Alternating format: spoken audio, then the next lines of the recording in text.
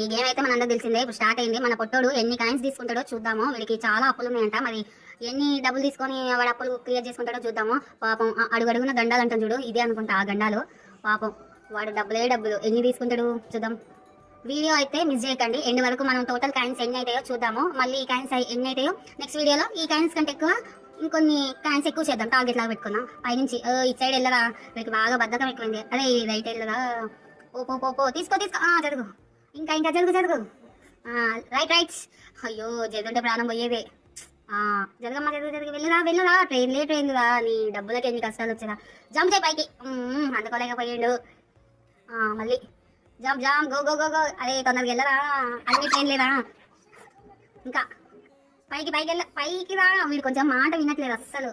ఈ పుట్టుడు ఈ మధ్య బాగా బద్ధకం అయిపోయింది వీనికి. ఇంకా అయ్యయ్యో జాగ్రత్తరా, ప్రాణం పోయింది.